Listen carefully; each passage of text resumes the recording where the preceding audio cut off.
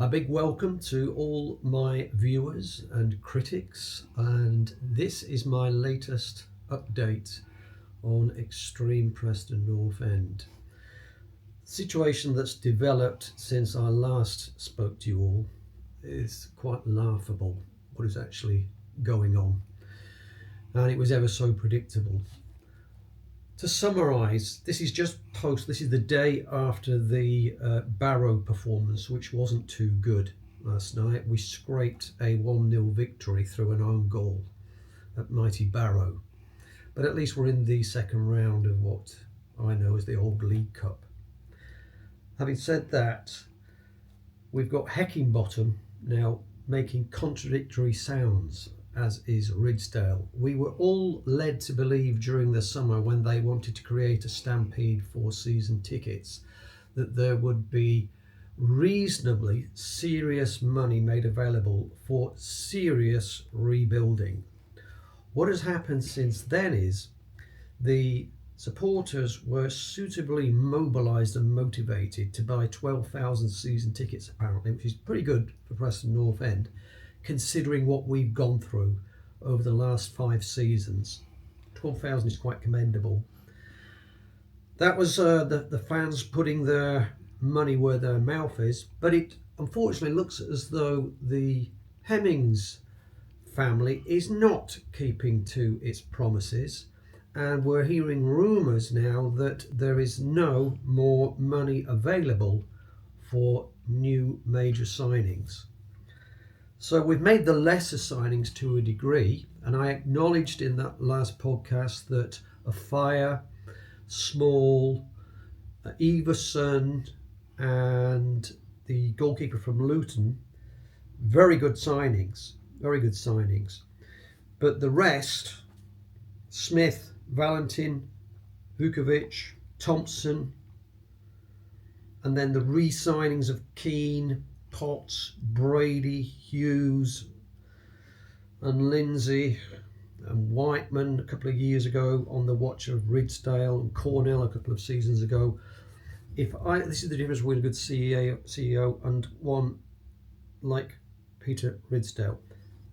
As CEO, when the manager came to me about those signings, I would have told him, no way, go back, consult with your scouting squad and come back with young solutions who will become, you've all heard me say this so many times, that will become resale value players, young assets. That's the type of player you sign and you put on 4-year contracts. You do not do what we've just done. I think it was last week. Potts, 31 years of age. We had the chance of getting £500,000 from Huddersfield Town for him. And then apparently it was Heckingbottom himself who refused to let him go for the £500,000. And now, lo and behold, at the age of 31, it looks as though the club have given him a 2-year contract extension, taking him up to 33. He's already been at the club for about 6 years. He's done well to have got 6 years worth of contracts out of us, but to be there until he's 33, now he's on a down cycle, and for Heckingbottom to tell us all that he's going to be transformed into this attacking midfielder who will be scoring goals as he comes late into the box is laughable. That ship has sailed a couple of seasons ago. At 31, that will not happen with Potts. We should have taken the £500,000 and run, basically. But just on this theme of there not being any money available, apparently, Heckingbottom himself doesn't come out of this very well. Because, as I say, Potts, that was the opportunity to raise £500,000. Last autumn, Heckingbottom was involved in rejecting the £500,000 bid from West Bromwich Albion for Keane, who was 32, will soon be 33. That gives us £1 million that would have gone towards our war chest, which is not bad. It would have been able to help us fund a young quality striker signing. But apparently what's happening here is The debacle over Ridsdale making that signing of Ockles last season for £1.7 million is now coming home to roost. I suspect, reading between the lines, Ridsdale was briefed to get that money back, £1.7 million, and that would have been reinvested this summer into signing new, younger quality players. But it looks as though we can't give away any of the players we want to get rid of, such as Keane, Cornell, Hughes. We can't. Nobody wants them. And Ockles, I doubt if we can give him away. So I think, reading between the lines, this is where it's come back to hit Ridsdale with his budget planning, in that he can't move the players out. In fact, last week we were told, no, 2 weeks ago we were told we were now into the realms of one in, one out. And as I say, I've gone through the list there of players that if I'd have been the CEO, not one of those players would have been signed. Am I right? We can't give them away, let alone sell them. Nobody wants them. So we're basically screwed because it's one out, one in. And that is no basis for the strategic rebuilding of a club that we were told by Hemmings was going to be going for the top six. And the suggestions by Ridsdale during the summer were that there would be money available, serious money, not the mega money such as Derby County spending £7 million on Agyemang from the USA. I don't think any of us Preston fans want to see a stupid deal like that. But we should be able to afford to go out and buy a striker for, say, £3 million or £4 million. And on that score there, it was, well, we were told there had been a bid submitted for Cone of about £3 million, but it was rejected. And now, yesterday, the news came out that Cone has signed for QPR. It's 2 staggered payments. I think it's £2.5 million, something like that, and then another £2.5 million next season, taking it up to £5 million. So after that, we were told we were no longer interested, and then there was, not rumours, it was well documented that a lot of fans supposedly in the know that we had made a serious move for Johnson from I think it was a Belgian team, with an offer of £2.5 million. And if the rumours were true, apparently he came over to look around Exton, and then the next thing we knew, the next day, this was last week, the deal was off. It's comical stuff. No doubt Ridsdale will be laughing at fans like me saying that's not how it happened. Well, Ridsdale can't sit there and be smug and show contempt to us like that when he basically never tells us a damn thing. It goes back to him treating the club as if it's MI6 and we're dealing with the state secrets, when all we're dealing with, again, I repeat myself, is a failing provincial football club. And everything is kept guarded. Well, unfortunately for you, Mr. Ridsdale, fans love transfer talk. It's what raises expectations and excitement during the summer, and it's what leads to 12,000 supporters buying season tickets. And my accusation to Hemmings and Ridsdale is you, both of you, have now betrayed every last one of those 12,000 season ticket holders.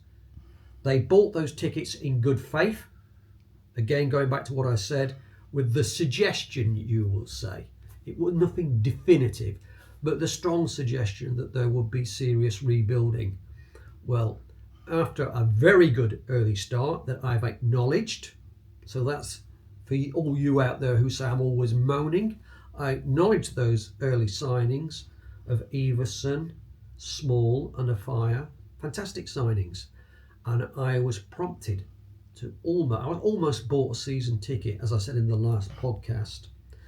But I thought I'd just wait a bit longer to see what we were going to do with the attacking players who, in reality, haven't manifested themselves. Come on. 33-year-old, soon to be 34-year-old Smith, free transfer from Sheffield Wednesday. It looks as though he is our marquee striker signing. And then to add insult to injury, those players I've been talking about there, it was on Heckingbottom's watch with his medical team and his scouts that we signed Thompson, 28, who was known to be injured, and now that injury has turned out to be a long-term injury. And then that's made it even worse by the fact that Jebison has now been declared injured and out of action for a month because he sustained an injury while undergoing personal training. Well, I would have thought it was written into the contracts of all these players that only training, official training with the club, would be allowed. Anybody else doing anything extra in terms of keep fit and extra weightlifting, if they were going to go down that route, then it would be written in the contract, if anything happens to you when you're using a third party, we will not be paying your wages for the duration of your injury because you were not under our care and attention. And that's what should happen with Jebison. He shouldn't be paid. Or even, I'd even get to the stage now where I would possibly terminate the contract, because this far we haven't seen anything special from Jebison. It's beginning to look like another Woodburn type scenario here, unfortunately. And I was really truly hoping I would be wrong on that forecast. But it looks like nothing's going to happen on that. And as I say, that really is unforgivable. If these players were going back for additional training at Exton, whereby they're working on their actual skill set, take out of the equation extra running, extra weightlifting and all that nonsense. We're not trying to build Arnold Schwarzenegger, we're trying to produce skillful footballers.